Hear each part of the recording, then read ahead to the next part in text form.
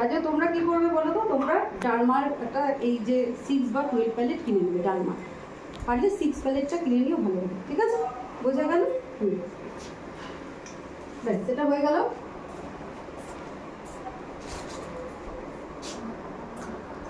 আচ্ছা, এবারে এখন আমরা কি করব, তোমরা ডার্মার 6 প্যালেটটা কিনতে পারো। 6টার যে প্যালেটটা আছে তোমরা সেটা কিনতে পারো। তাহলে এটা সুপ্রার প্যালেট, এটা হচ্ছে ডার্মার প্যালেট। ঠিক আছে, বুঝেই লাগাতে হয়। আচ্ছা, এবারে দেখো ওর স্কিনের জন্য কোন প্রোডাক্টটা যাবে তোমরা একটু বলবে। ঠিক আছে, এটাও তুমি পারলে সামনে থেকে এসে ভিডিও করতে পারো। ওর ওইটাকে কেটে দিয়েছো, আগেরটা কেটে ইয়ে করে দিয়েছো। আচ্ছা, ওর স্কিনে কোন প্রোডাক্টটা যাবে তোমরা একটু দেখে বলবে। দেখো, আমি একে সব লাগিয়ে নিই, তারপরে বলো। হ্যাঁ,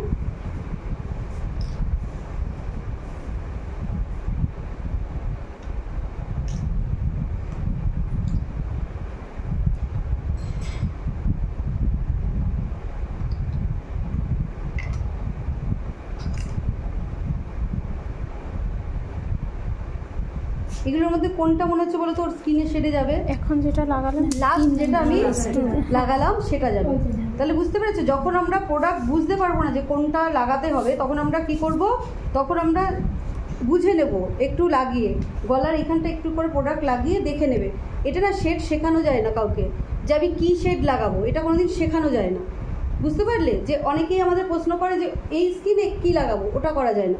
এই জন্য আমরা প্রোডাক্ট লাগিয়ে দেখবো, এটা হচ্ছে একটা নলেজ। আর আরেকটা কি, একটা আমি ফেয়ার শেড রাখবো, আর একটা হচ্ছে আমি ডার্ক শেড বা মিডিয়াম শেড রাখবো। দুটোকে আমি মিক্সিং করে এই টোন ক্রিয়েট করতে পারি। বোঝা গেল? তাহলে এখন এইটা বুঝতে পারলে, তাহলে এইটাকে আমি কি করবো, এরকমভাবে লাগিয়ে দেখছি। দেখো, এটাই কিন্তু আমার স্কিনের এক্স্যাক্ট শেড হলো।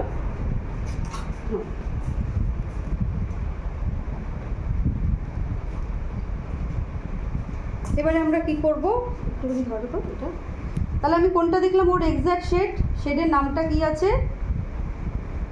D742, এটা আমি দেখলাম, এটা আমার কাছে রয়েছে, তাই আমি এটা দিয়ে এখন করবো। ঠিক আছে, তুমি আগেরটাকে কেটে দিয়েছো? আগের প্রথমটা তাই দাও না, তারপরেরটা না, তারপরেরটা